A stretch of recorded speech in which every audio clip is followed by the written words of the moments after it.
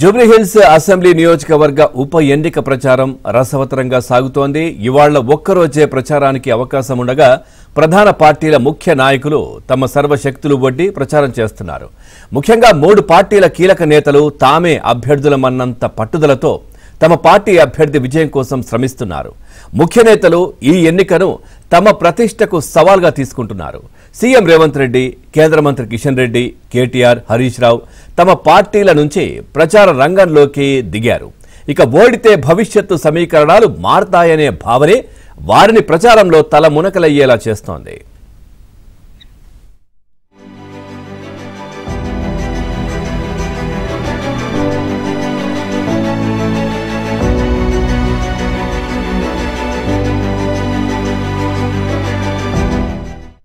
CM Revanth రెడ్డికి ఈ ఉప ఎన్నికల్లో గెలుపు అత్యవసరంగా కనిపిస్తోంది. తన 2 ఏళ్ల పాలనకు లిట్మస్ టెస్ట్గా భావిస్తున్నారు. అందుకే వారం రోజులుగా ప్రచారంలో శ్రమిస్తున్నారు. గెలుపు సాధించడం ద్వారా కాంగ్రెస్ పట్టు కొనసాగుతోందని ప్రజలకు చెప్పదలుచుకున్నారు. గెలిస్తే సీఎంకు మరింత దన్ను లభిస్తుంది. పార్టీ ప్రభుత్వంలోని అంతర్గత విభేదాలు సద్దుమణుగుతాయి. అందుకే రేవంత్ రెడ్డి జూబ్లీహిల్స్ నియోజకవర్గం అంతా కలియదిరిగారు. జూబ్లీహిల్స్ కాంగ్రెస్ ఖాతాలో చేరితే మరింత అభివృద్ధి చేస్తారని భరోసా ఇస్తున్నారు.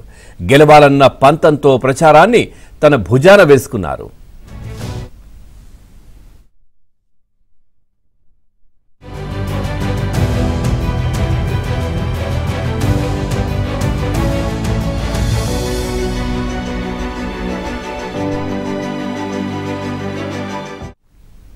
బీఆర్ఎస్ అభ్యర్థి రాజకీయాలకు కొత్త కావడంతో ఆ పార్టీ ప్రచారంలో కేటీఆర్, హరీష్లే ప్రముఖంగా కనిపిస్తున్నారు.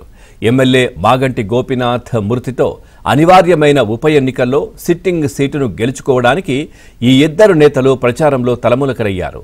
లోక్సభలో ఒక్క సీటు గెలుచుకోకపోయినా జూబ్లీహిల్స్లో సత్తా చాటి తమ బలం తగ్గలేదని నిరూపించుకోవాలనే పట్టుదలతో ఉన్నారు. ఇక హరీష్ తన తండ్రి చనిపోయిన 10 రోజులకే ప్రచారంలోకి దిగారు. ఆ 10 రోజులు కూడా వర్క్ ఫ్రం హోం అన్నట్లుగా ఇంటి నుంచే క్షేత్రస్థాయి నేతలకు ఫోన్లు చేసి ప్రచారంపై సూచనలు, సలహాలు ఇచ్చారు.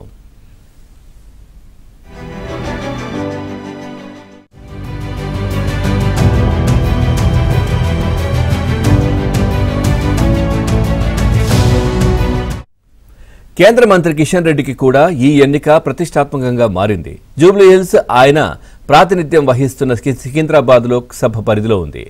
దాంతో ఆయనకు అక్కడ సత్తా నిరూపించుకోవాల్సిన పరిస్థితి. ఇక రాత్రిళ్లు ప్రచార వ్యూహాన్ని రూపొందించుకోవడం, ఉదయం నుంచి ప్రచారాన్ని రక్తి కట్టించడం దినచర్యగా మారిపోయింది. దీనికోసం కేంద్ర మంత్రివర్గ సమావేశాలకు కూడా దూరంగా ఉంటున్నారు. జూబ్లీహిల్స్ను గెలిపించుకునే బాధ్యత కిషన్ రెడ్డిదేనంటూ ఇటీవల బీజేపీ ఎంపీ అరవింద్ వ్యాఖ్యానించిన నేపథ్యంలో ఆత్మరక్షణలో పడిన కిషన్ రెడ్డి ఉప ఎన్నికలో సత్తా చూపాలన్న పట్టుదలను చూపుతున్నట్లు చర్చ జరుగుతా ఉంది.